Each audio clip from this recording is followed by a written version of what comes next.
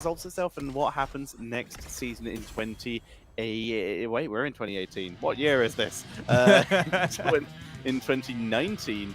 For now, though, we are heading into Volskaya Foundry, and it is going to be currently 2-0 up Supernova versus Ddung, with Ddung the first pick, first ban. Yeah, all right. So they stick with a motto. They stick with a motive saying that we need first pick, first ban, and we're going to let our opponents decide the map. Volskaya Foundry, a really tricky one that allows a certain number of heroes that you normally don't see too much elsewhere. We could see Crash Lightning Thrall, for example. China plays it a lot. Even Korean teams play Crash Lightning every now and then. Yeah. So that could be a possibility here. Tyrande taken out of the equation immediately, so is Maiev. Genji not really taken care of yet. Maybe Ddung is willing to play it themselves this time. Possibly. They played it, like we said, they played it once during the... Actually, did they play it once? Hang on, I've lost my stats. There we go. Genji. Yeah, no, they didn't play Genji either. So maybe they just need to play Genji. They're just going to let it go. I'm pretty sure the Atrok is best also banned it a lot themselves. So at this point, we can't even say if teams still play it or if it gets always banned. I mean, Trogg's best picked it. That was the thing. Like, they had the opportunity. In the first game, yes. Like, well, you aren't banning it. I guess we will. I guess we'll play it, I guess. Yeah. So instead, we're going to see Genji removed this time by Supernova, which gives Ddung that Diablo again. It was very close to carrying them to victory in the early game, especially. And I'm so glad with that Ddung is paying a lot of respect to that Garrosh coming in from Haben, the warrior player of Supernova, because that was just a beast. That was an absolute nightmare for them to face. No matter where Haben went, chaos and disaster destruction followed path. So they take the Diablo while banning away the Garrosh. So there is still Muradin available. I think those three warriors are probably the holy trinity what you have right now in the current meta. Mephisto and Whitemane, though, being deployed. That is interesting. You want to know something? This is my first ever Whitemane, not Whitemane cast, my first ever Mephisto cast. Same here. We haven't had the chance to cast him because he wasn't allowed in HGC China. They were too fast. Yeah, and they never played him in the Crucible. He was banned once, but actually going to be my first Mephisto game. I am happy. Good luck, Mephistopheles. We'll see how you do as we get rid of the Yrel here. Okay, Yrel finally being respected a little bit here. So what can you do against Mephisto? There's a couple of things that you need to be aware of. First of all, you need some lockdown for him, not necessarily when he eases in, but when he drops back to his original position. If you have a hero like Muradin who can then jump in, or a flanking hero like Thrall who can then sunder him back into your teammates, that is certainly a good way to deal with him. Alternatively, there is maybe, I was going to say, some protection as well, like Blaze, yes. With a bunker, you can avoid most of his damage. Yeah, I've been hearing some rumors about the usage of Stitches against Mephisto. I don't hate it. We'll have to wait and see.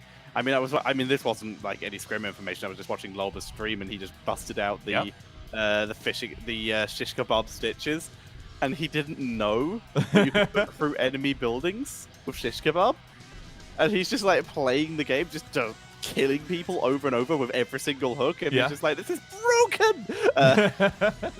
Who invented it? China did. Yeah, we did. They played it before. Alarak coming in here. No, Stitches is one of those, I think he's one of those lucky punchers where oftentimes for a long amount of time you don't see him at all.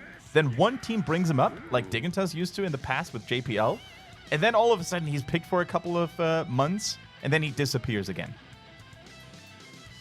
Indeedy. So it's interesting to see that, but in this case, we have the Alarak Thrall together. That is an interesting lineup. I'm trying to see the synergy there. Solo ranged Mephisto. Yeah, that is interesting. So they do have an excessive amount of burst if every single ability lands, though. Alarak needs to land those good engages, right? Thrall with a good follow-up can also help tremendously. And then Mephisto, I mean, his ult is great, the Consume Souls, right, to finish the job. But the thing is, if one of those tools just doesn't click, they're not going to get the kill. This is true. So then, we are heading into game number 3 with Supernova currently 2-0 up. They brought out the poking of Alarak. They brought out the consistent engage slash damage. But I guess it's back. I guess it's also technically poke of Mephisto, bringing out the Lightning Skull level 1 talent for Ddung here on the left-hand side. Whereas on the right-hand side, a little bit more standard, a lot of disruption on the side of Supernova with the ETC, with the Blaze, etc. So Mephisto has been played in HGC Korea. I think Ballistics used him a couple of times, especially. So the build that we see from most Mephisto players in the pro scene is very much centered on his Q, as you said. So the Unyielding Power at level 1, which is a nice stacking quest, which amplifies the cooldown and the damage of his Q, is certainly a talent to be picked. Then, of course, we still need the shields from Static Barrier at level 4. And then later on, actually, builds shift away a little bit, and they tend to differentiate themselves from one another. So sometimes you will see cooldown reduction on his heroic abilities at 13 with Hysteria. Sometimes you will see even more Q focus with Abhorred Skull, and then later Lightning Reaction.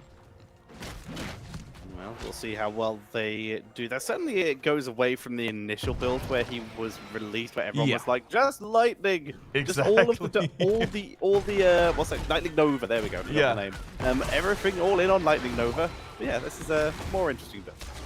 Yeah, oftentimes, you know, when new hero gets released or a rework gets released and you just, you know, bank all your cards into that one ability, into that one talent, it works out.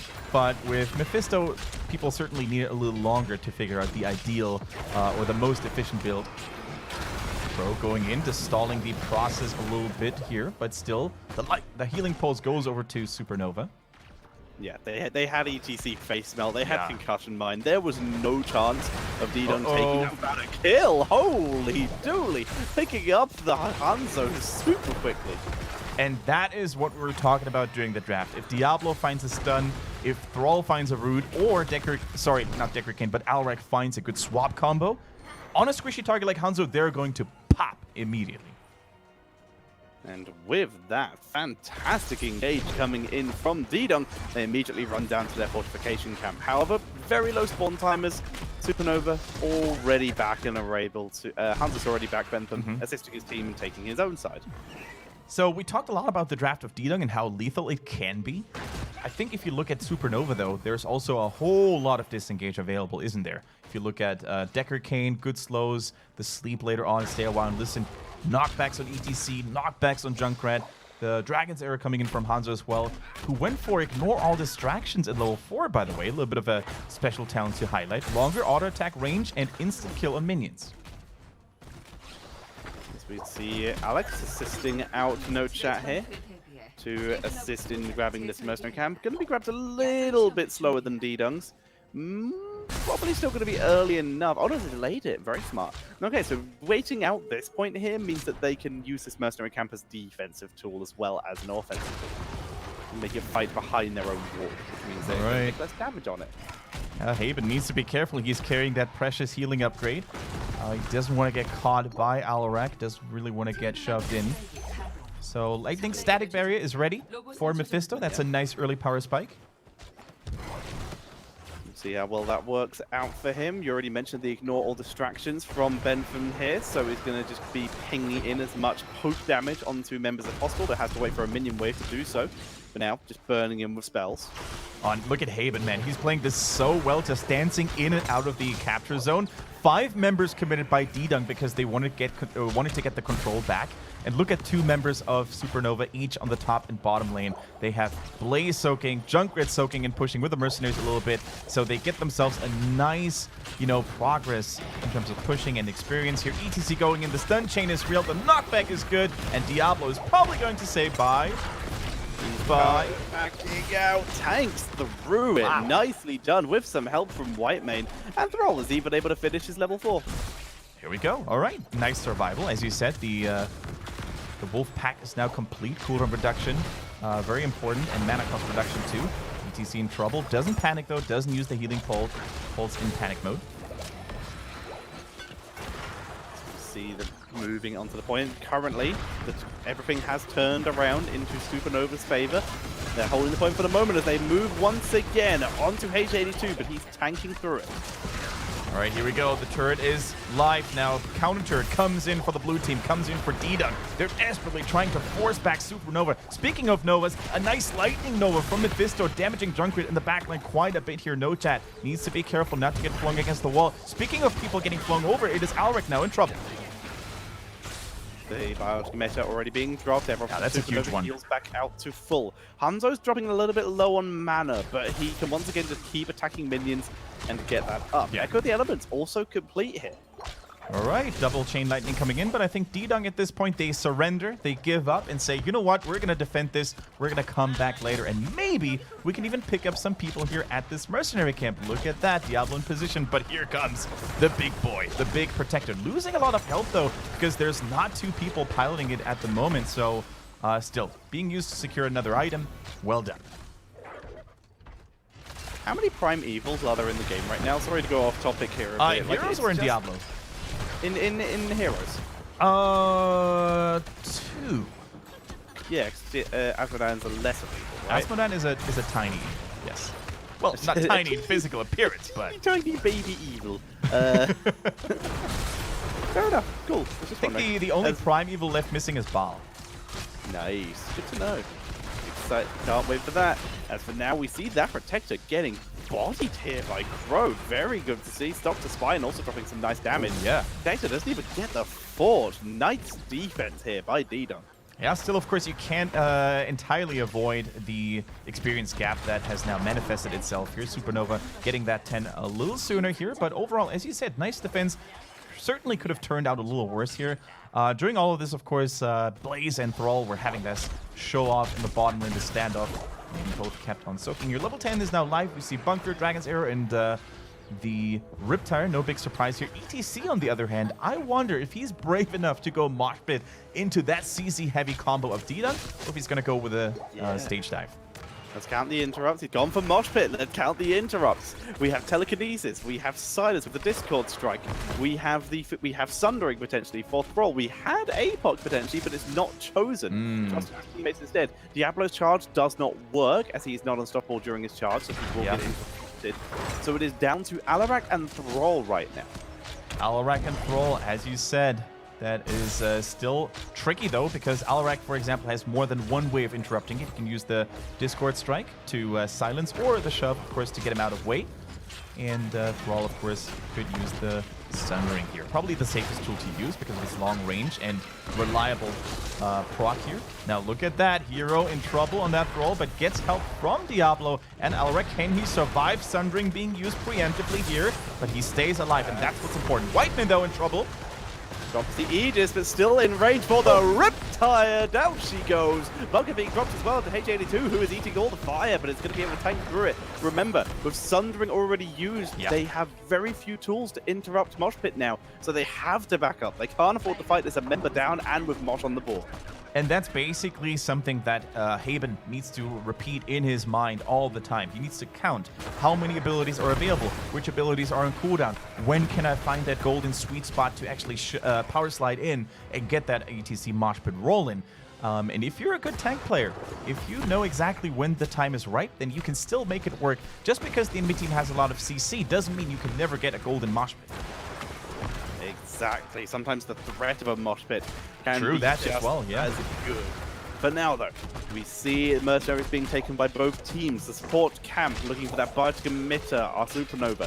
Whereas Ddung, they were starting their own camp, but they've realized it's happening. They're thinking about the interrupt as Crow dives in, not even using his slightly static anymore. A beautiful route. This guarantees mosh pit coming in, gets 2 members, with Crow being completely isolated. Nothing they can do. Benson does go down, though, off to the side.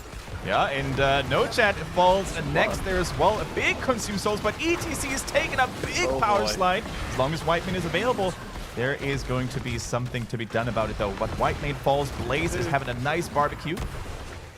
It's a 2 for 2, and they're still chasing a beautiful jet propulsion, and ETC just on the edge before getting rooted. Assists with the stun onto Thrall, securing them the double kill. Wow, wowee. That was a crazy team fight there. Ddung, it felt like they were a little panicky there when they saw ETC, you know, contest this healing pulse once again. And they weren't level 13. They should have realized that if this fight you know, goes on a little longer, then they're going to get 13. So they probably thought they would have to make something happen right here, right now. Unfortunately, it backfired. And as you said, Tetcher, that Sundering was used so early. ETC found that good time window to land that 2-man mosh pit. Begin to move up. Diablo looking to turn it around though. YGC doesn't have that mosh pit, but those loud speakers, that extra knockback on face melt says no thank you, and they're able to disengage. Okay, so Supernova retreating for now. Just trying to get a little bit of lane control back, and that is another indicator of a really good team. Hold that thought though, swap into Sundering, and down goes... No way, don't tell me Decker's gonna leave here. Alex, no. Okay. Gets taken out. Telekinesis too good. Dr. Spidey were chasing forward. They're able to pick up the kill with the Lightning Skull, and ETC is down as well. Another double kill for Ddung here. I was gonna say that this is the indicator of a really good team, that when they realize when they don't have to be on the point, right? When they realize, you know what, we still have a little bit of time. Even if the enemy team were to capture the point, we can get mercenaries in the meantime. We can apply a little bit of map pressure elsewhere. So although they lost 2 members, which is quite the opposite of being a good team, they can probably still reclaim it if they go there in time. So, Supernova moving up, looking to try and interrupt this still, like you said. Ddung, let's see if their confidence was well placed in the method you did just specify. All right, there's a pause, though. Pause going on here. Maybe some issues with the computers. We've had some of those already today. So since we have an offline environment, though, there's admins nearby. There's technical people nearby that know what to do. I'm pretty sure this pause won't last too long. But yeah, Tetcher, what can we say about this game so far? I think Supernova looks really good. They look really solid. They had the better team fights up to this point. But Ddung is showing some moments of brilliance every here and then. Yes, they are. They're still looking quite strong as a team, especially just recently. They were able to achieve a nice double kill, got some pushing out of it. But it's a situation of Ddung only seems to find kills when they're against isolated people. Yeah. The team fights, that was still quite close, though. That was like 2 for 2, 1 for 1, and then 2 for 2, all the way up to the last second, where they were able to get a really nice wraparound angle. I think so too. Especially, like, I think there's so much weight, so much responsibility on Hero's shoulders right now on that Thrall. Like, he needs to have those good Sunderings, otherwise it's going to be so hard to really crack this formation of Supernova, which looks so stable, especially with that Decker Kane, I think has put in a lot of work up to this point. ETC, rather exotic pick these days because other warriors are usually prioritized, but I think he's getting that work done up to this point. We're back in, and Blaze just walked onto the point with no chill at all as Crow drops some nice Protector is here. onto Benton. Protector is here, so they're too late to contest this. Blaze was not able to interrupt it on his own.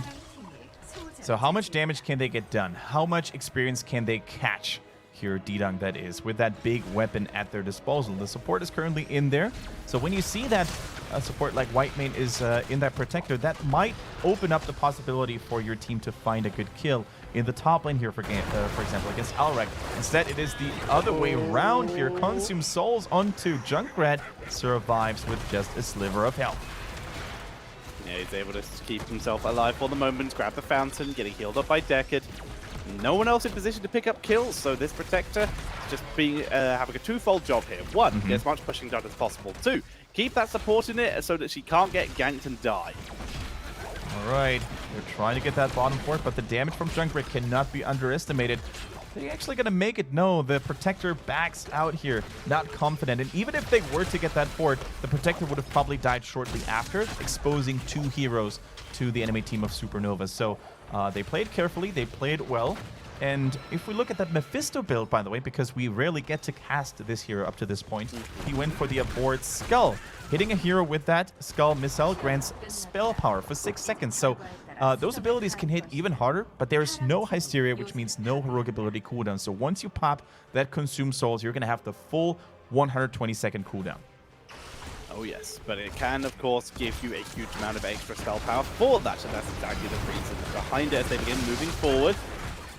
Here we see HG2 getting separated from the team, put in a bit of a rougher position. Yeah. But with the help of Thrall, they might be able to disengage. Sundering just being burned for defensive measures here. And that, I think, Sundering, that Sundering was a big dead kill.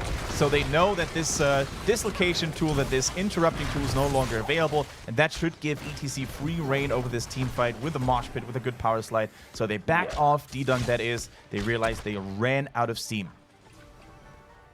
We're also ending up we're also going to be seeing the fact that in that fight, Whitemane doesn't do out of fight healing very well. So the second that Riptide hit and all that poke they took from Hanzo, whereas Decade, this is exactly what we saw in game number 1, whereas Decade can heal it up, Whitemane is just like, alright, give me like 2 minutes and I can maybe top everyone up.